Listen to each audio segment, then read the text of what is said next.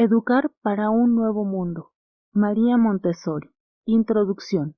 El objetivo de este libro es exponer y defender las enormes potencialidades de los niños y ayudar a los docentes a obtener una nueva perspectiva que les sirva para que su trabajo pase de ser un suplicio a una tarea alegre, de la represión a una labor realizada en colaboración con la naturaleza. El mundo en que vivimos ha sido devastado y necesita que se le reconstruya. Un elemento fundamental para ello es la educación. Los intelectuales recomiendan una mejora en la educación, así como también se recomienda el regreso a la religión, pero la humanidad todavía no está lista para la evolución tan fervientemente deseada que consiste en la reconstrucción de una sociedad que vive en paz y armonía y sin guerras.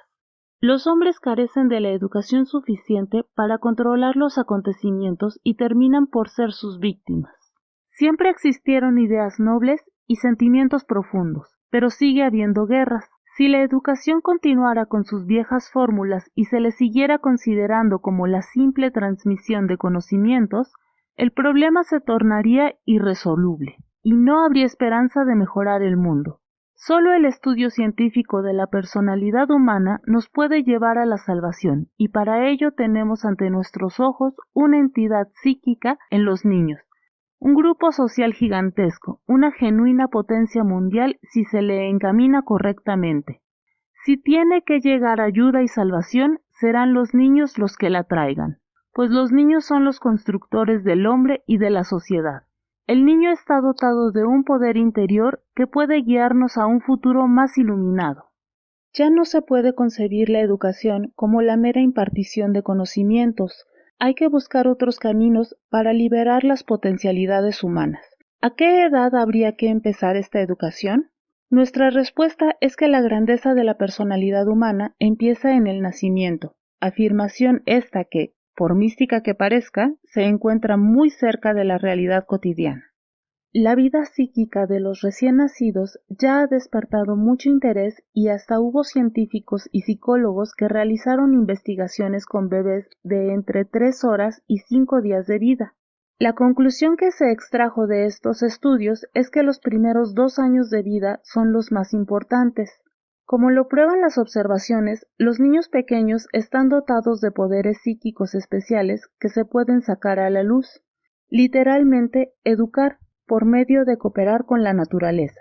Durante milenios, la energía constructiva del niño, siempre viva y en constante movimiento, ha permanecido desconocida, una mina de oro dentro de la mente humana.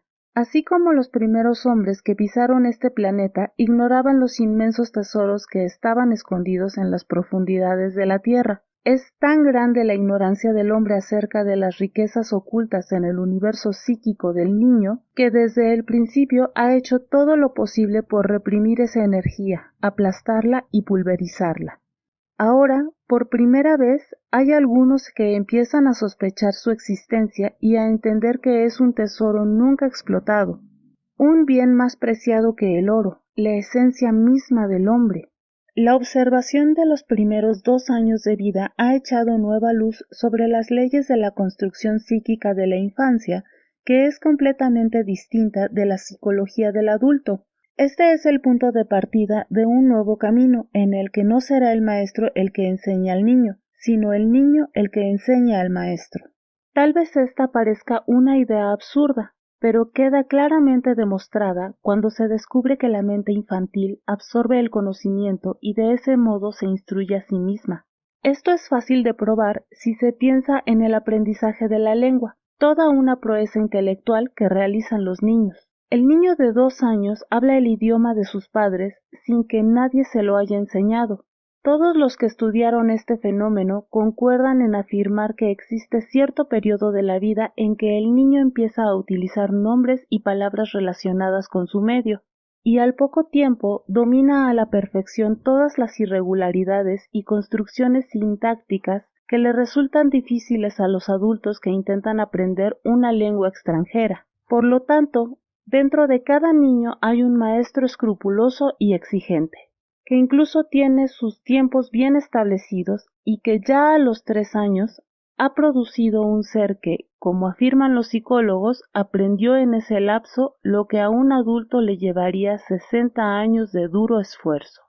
La observación científica ha establecido que la educación no es lo que el maestro les da a sus alumnos. La educación es un proceso natural que el individuo lleva a cabo espontáneamente y que no es el resultado de oír palabras, sino que se basa en la experiencia que brinda el contacto con el medio ambiente.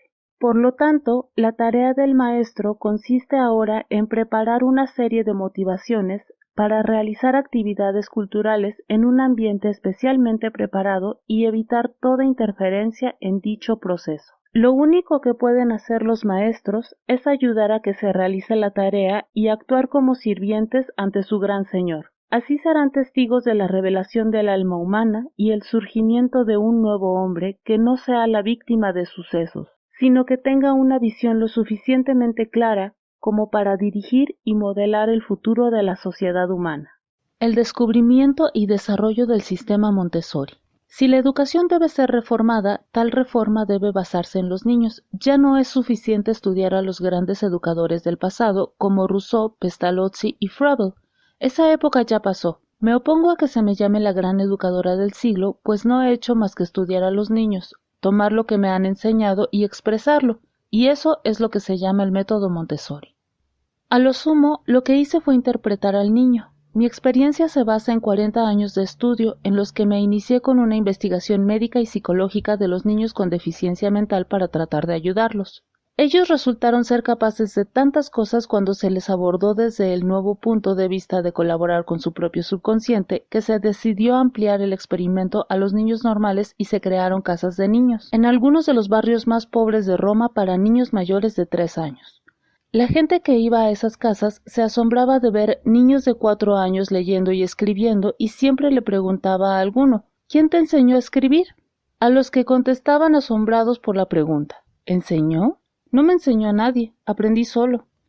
En la prensa no dejaban de hablar de esta adquisición espontánea de cultura, y los psicólogos estaban seguros de que se trataba de niños superdotados.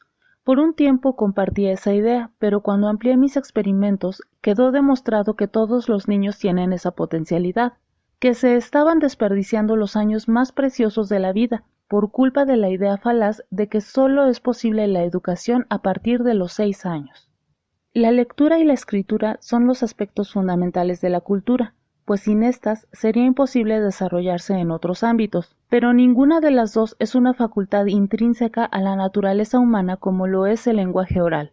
En especial, la escritura es considerada por lo común una tarea tan árida que solo se les enseña a los niños más grandes. Pero yo le di las letras del alfabeto a niños de 4 años, un experimento que ya había realizado con niños que tenían deficiencias mentales. Había descubierto que el simple hecho de mostrarles las letras todos los días y contrastarlas entre sí no les causaba ninguna impresión. Pero cuando hice tallar letras de madera para que pudieran pasar los dedos por sus huecos, las reconocieron de inmediato. Aún los niños deficientes, después de algún tiempo, pudieron escribir un poco gracias a este material. Así, descubrí que el sentido del tacto tenía que ser fundamental para los niños que todavía no habían completado su desarrollo y fabriqué letras simples para que las trazaran con la punta de sus dedos. Un fenómeno totalmente inesperado tuvo lugar cuando se les dio este tipo de ayuda a los niños normales. Se les mostraron las letras a mediados de septiembre y ese mismo año escribieron tarjetas navideñas. ¡Increíble! Jamás se había soñado con alcanzar tan rápidamente semejantes resultados. Después los niños comenzaron a hacer preguntas acerca de las letras y relacionaban cada una con un sonido determinado. Parecían pequeñas máquinas que absorben todo el alfabeto, como si tuvieran en el cerebro un vacío que lo atrajera. Fue sorprendente, pero era fácil de explicar. Las letras actuaban como un estímulo que ilustraba el lenguaje presente ya en la mente del niño, y le servían para analizar sus propias palabras. Cuando el niño sabía unas pocas letras y pensaba en cualquier palabra que incluyese sonidos distintos de los que él había aprendido a representar, era natural que preguntara por estos. Sentía una urgencia interior por saber cada vez más, y andaba todo el tiempo deletreando para sí mismo las palabras que había aprendido a usar en su lenguaje oral. No importaba cuán largas o difíciles fueran, los niños podían representar las palabras que les dictaba por primera vez la maestra con las letras de madera necesarias que estaban en los compartimentos de una caja especialmente preparada. Un maestro dijo una palabra rápidamente al pasar y enseguida se dio cuenta de que la habían escrito con las letras móviles. Para estas criaturas de 4 años era suficiente escuchar las palabras una sola vez, aunque un niño de 7 o más requiere mayor repetición para captar su sonido correctamente. Era obvio que todo esto se debía al periodo de sensibilidad de esa particular etapa. La mente era como cera blanda, susceptible a esta edad a impresiones que más adelante, cuando se perdiera esa maleabilidad especial, no sería capaz de tomar. Un resultado ulterior de trabajo interno que se desarrollaba en el niño fue el fenómeno de la escritura. Al comprender la formación de la palabra a partir de sus sonidos, el niño la había analizado y reproducido externamente mediante el alfabeto móvil. Conocía la forma de las letras porque las había tocado una y otra vez. De ese modo, la escritura fue algo repentino, una explosión igual que la aparición del habla. Una vez que se ha conformado el mecanismo, que ya está bien desarrollado, surge el lenguaje como un todo, no como suele suceder en las escuelas comunes, donde se enseña primero una letra y después la combinación de dos.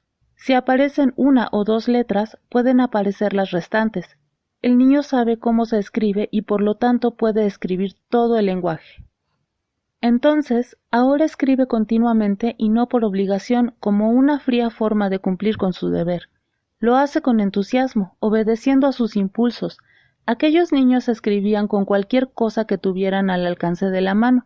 A veces lo hacían con tizas en la calle o en las paredes, donde hubiese algún espacio. Aunque no fuera el lugar adecuado, ellos escribían. Hasta una rodaja de pan, como sucedió una vez, les servía para su propósito. Las pobres madres analfabetas, que no tenían lápiz o papel para darles, venían a pedir ayuda a fin de saciar la necesidad de sus hijos. Les brindábamos ayuda a los niños y se quedaban dormidos con el lápiz en la mano escribiendo hasta el último minuto del día. Al principio pensábamos en ayudarles dándoles hojas preparadas especialmente, con interlineado amplio que se iban achicando poco a poco, pero pronto descubrimos que estos niños tenían la facilidad de escribir sin ningún problema en cualquier tipo de papel. A algunos les gustaba incluso hacer la letra más chica posible siempre y cuando fuera legible. Lo más extraño de todo era que todos tenían una letra hermosa, más linda que la de los niños de tercer grado de cualquier otra escuela. Todos escribían en forma parecida porque todos habían tocado las mismas letras y se les habían grabado las mismas formas en la memoria muscular. Estos niños sabían cómo escribir, pero aún no sabían leer. A simple vista parecería algo extraordinario y absurdo, pero si se reflexiona sobre el tema se verá que no tenía nada de absurdo. Por lo general, los niños aprenden primero a leer y luego a escribir, pero estos niños primero habían analizado las palabras en su cabeza y las habían reproducido con su alfabeto, una letra al lado de la otra, asignándole a cada una un sonido del idioma ya existente en la mente del niño. Dicha unión entre las letras y el lenguaje se había producido durante el periodo sensitivo del niño. El lenguaje se había multiplicado y ahora lo podían expresar por medio de la mano a través de la escritura, y no solamente con la boca a través del habla, pero todavía no sabían leer, y supusimos que un obstáculo podría ser la diferencia que hay entre la letra de imprenta y la cursiva empleada en la escritura. Estábamos considerando la idea de incluir distintos tipos de letras para solucionar este problema cuando de pronto comenzaron a leer solos, y cualquier tipo de letra, hasta la letra gótica de los calendarios. Habían pasado 5 meses desde el primer intento de escribir con el alfabeto móvil, pero nuevamente el niño había sentido una urgencia interior que lo obligaba a esforzarse para entender el significado de esas letras desconocidas. Estaba realizando un trabajo parecido al de los científicos que estudian las inscripciones prehistóricas en idiomas extraños y luego descifran el significado de esos signos desconocidos por medio de la observación detallada y la comparación. Una nueva llama ardía en el corazón del niño. Los padres se quejaban de que cuando llevaban a pasear a sus hijos, estos se detenían ante cada negocio para desentrañar lo que decían los anuncios. Antes de cumplir 6 años, estos niños eran capaces de leer cualquier libro. Existe otro aspecto de la cultura que no es tan sencillo de explicar como la escritura, el campo de la matemática. Consideramos a la matemática desde 3 puntos de vista. 1. La aritmética, la ciencia de los números. 2. El álgebra, el carácter abstracto de los números. 3. La geometría, la abstracción de lo abstracto. Guiados por nuestra experiencia con niños, incluimos los 3 enfoques al mismo tiempo y a una edad increíblemente temprana. Esto nos fue de mucha ayuda y resultó muy eficaz. Fue como si en lugar de apoyar el tema sobre una sola columna precaria, lo afirmáramos sobre 3 basamentos sólidos que juntos proporcionaban una gran estabilidad. Por ejemplo, para enseñar los números los agrupamos en formas geométricas y se crearon materiales de matemática para poder mostrar las 3 materias casi simultáneamente. Los niños más pequeños encontraron un gusto particular, casi una pasión por el estudio de los números y su disposición geométrica. Al poco tiempo se pudo extraer lo abstracto de las cantidades y sus relaciones a través del álgebra. Esto también nos causó gran sorpresa porque al principio los niños no mostraron el entusiasmo que experimentaron al escribir. Sin pensar mucho sobre el tema, se dijo que a los niños les interesaba el lenguaje, pero no la matemática, que era demasiado fría para ellos, demasiado abstracta. Lo cierto fue que nosotros también teníamos nuestros prejuicios y habíamos limitado la matemática a 4 reglas básicas y a los 10 primeros números. Los niños mismos fueron quienes nos revelaron la verdad, pues cuando se les presentó el sistema decimal a los niños más grandes, los de 5 y 6 años fueron los que más se interesaron y lo aprendieron con mucho más entusiasmo que el que habían manifestado cuando los números no llegaban más que hasta 10. Para nuestro asombro, los de 4 también se sumaron y lo disfrutaron enormemente, y el día de hoy los niños de 3 años hacen operaciones con millones, y hemos tenido que darles nociones de álgebra y geometría. Los niños se fascinan con estos temas cuando se les introducen como materiales que pueden manejar.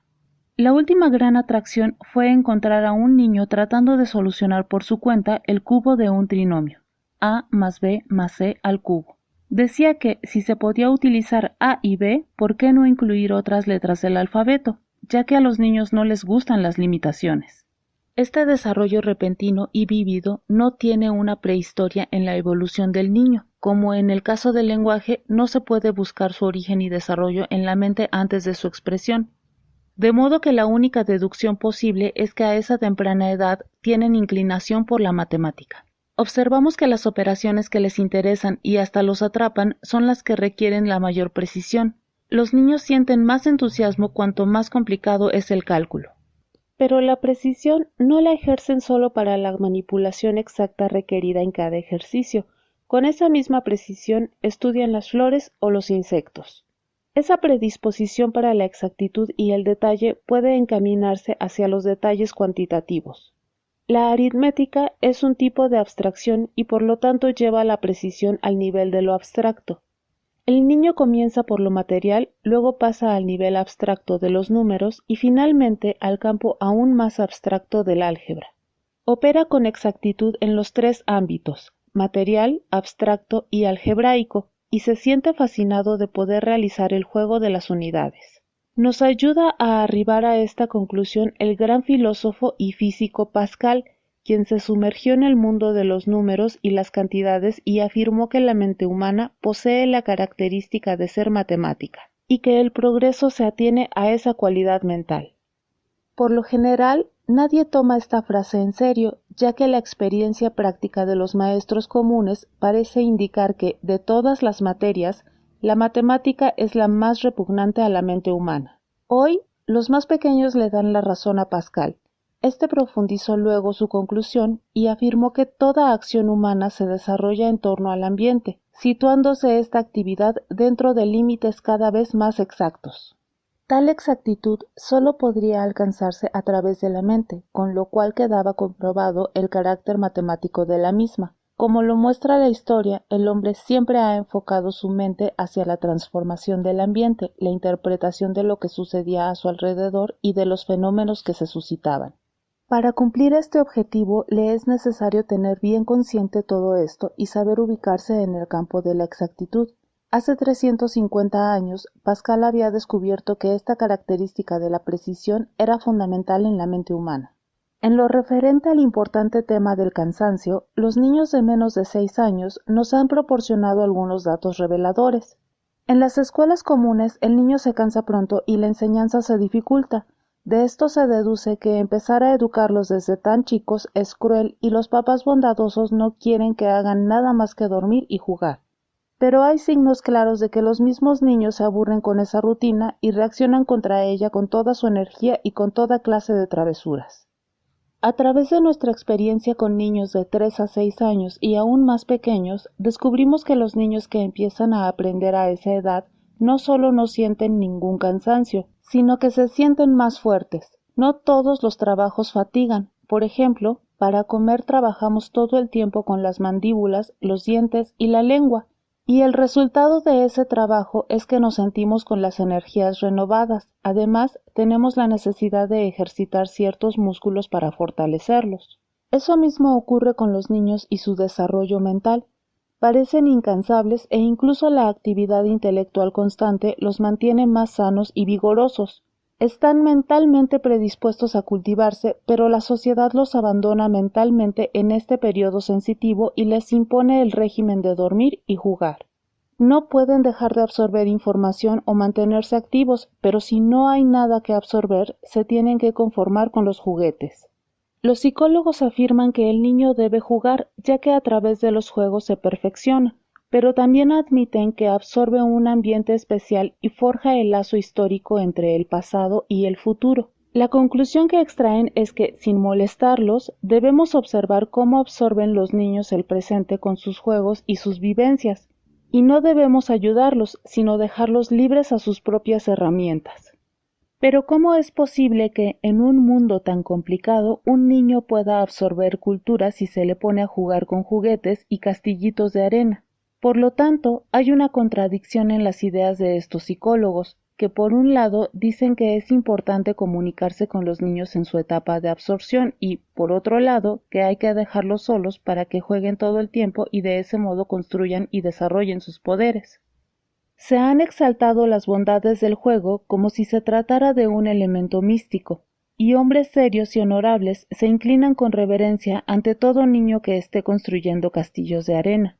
Pero si en esta etapa que va desde los 3 a los 6 años hay aptitudes naturales para adquirir cultura con facilidad, lo lógico es que aprovechemos estas aptitudes y rodeemos al niño de cosas que pueda manipular, y que en sí mismas sean avances en la adquisición de cultura.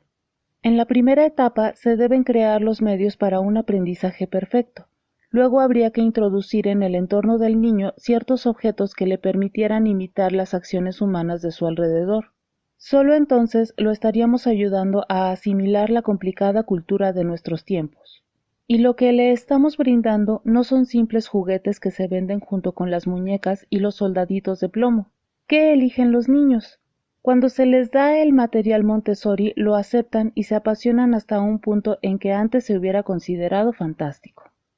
A estas mentes hambrientas las han soltado en un medio que, solas y sin la ayuda de nadie, no logran entender o dominar, pero una vez que reciben las herramientas para su total asimilación, se abalanzan sobre él como leones voraces que devoran todo lo que les sirve para su supervivencia, y se adaptan a una civilización que así ha ido evolucionando hasta el día de hoy.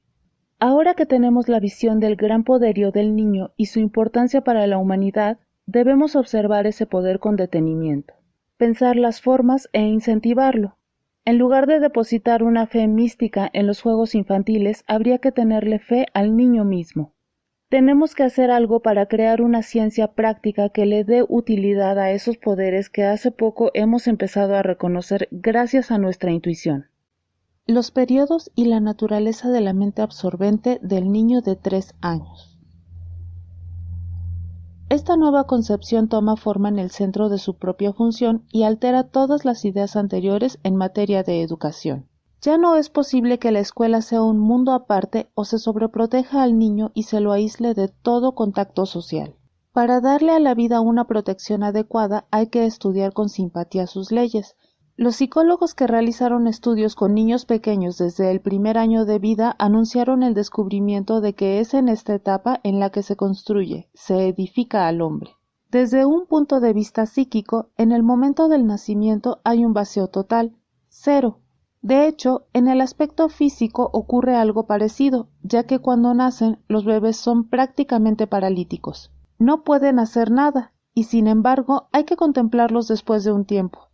Hablan, caminan, avanzan de conquista en conquista, hasta que terminan construyendo al hombre en toda su grandeza, en toda su inteligencia.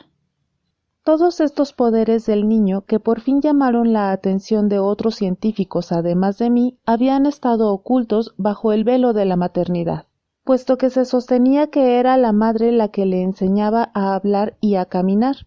Pero no es así, es el niño mismo quien hace todo eso espontáneamente. Lo que crea la madre es el recién nacido, pero éste es el que crea al hombre, aunque su madre muera o no pueda amamantarlo. Ni siquiera la llamada lengua materna deriva de la madre en realidad, porque un niño que nace lejos de la tierra de sus padres por lo general aprende con facilidad el idioma del lugar, aunque sus padres nunca lleguen a dominarlo. Así que estas habilidades no se heredan, no se deben ni al padre ni a la madre, sino al niño mismo, que toma todo lo que encuentra a su alrededor y lo utiliza para modelarse de cara al futuro. De acuerdo con psicólogos modernos que han seguido la evolución de ciertos niños desde el nacimiento hasta que llegaron a la universidad, a lo largo del desarrollo hay etapas distintas bien diferenciadas, que curiosamente corresponden a diferentes fases en el desarrollo del cuerpo. Los cambios son tan pronunciados que algunos psicólogos, exagerando en su intento de dejarlos bien en claro, crearon la siguiente expresión: crecer es morir muchas veces. Es como si en cierto momento de la vida desapareciera un individuo psíquico y naciera otro nuevo. El primer periodo se extiende desde el nacimiento hasta los 6 años, y aunque a lo largo de esta etapa se manifiestan diferencias notables, el tipo de mente es el mismo. Dentro de esta etapa se observan dos subdivisiones, de 0 a 3 años y de 3 a 6. En la primera de ellas aparece una mentalidad a la que el adulto no tiene acceso y sobre la cual no puede ejercer ninguna influencia. Luego, entre los 3 y los 6 años, la entidad psíquica empieza a ser accesible, pero solo de una manera especial. Este periodo se caracteriza por los grandes cambios que tienen lugar en el individuo, tales que, por lo común, se considera que a los 6 años es lo suficientemente inteligente como para ir a la escuela. Siguiendo la nueva tendencia que aquí defendemos, sería de gran utilidad que ingresara a la escuela a una edad mucho más temprana, pero a los 6 años se llega a una etapa especial que va acompañada de cambios físicos, como la pérdida de los primeros dientes. Entre los 6 y los 12 años hay un periodo de crecimiento, pero no de transformaciones. Suele caracterizarse por la calma y la docilidad. Durante el tercer periodo, que va de los 12 a los 18 años, nuevamente se producen transformaciones tanto psíquicas como físicas. Sin saber mucho acerca de todo esto, la educación oficial de todos los países ha reconocido esta realidad y brinda educación primaria entre los 6 y los 12 años y secundaria a partir de los 12, cuando comienza una nueva fase en el desarrollo de la mente. En este tercer periodo, el carácter es bastante inestable, hay indisciplina y algún tipo de rebeldía. Pero las escuelas comunes siguen su camino y no se molestan en considerar tales reacciones. Continúan cumpliendo sus programas y castigando a los niños rebeldes. Tal vez a los 18 el joven ingrese en la universidad y el estudio se vuelva más intenso, pero no hay una diferencia de metodología importante, porque el alumno todavía tiene que ir, sentarse y escuchar lo que le dicen para poder obtener un título que rara vez le sirve para algo. Se ha alcanzado la madurez física, pero todos estos años de estudio, todos estos años de sentarse y escuchar no sirvieron para formar al hombre de voluntad y discernimiento. Tendrá que aprender con el trabajo práctico y la experiencia, si es que todavía le es posible aprender. Y así luego ocurre que hasta en Nueva York se han visto protestas de jóvenes intelectuales con carteles que decían: «Estamos sin trabajo, nos estamos muriendo de hambre», para descrédito de una sociedad que tanto ha gastado en su educación.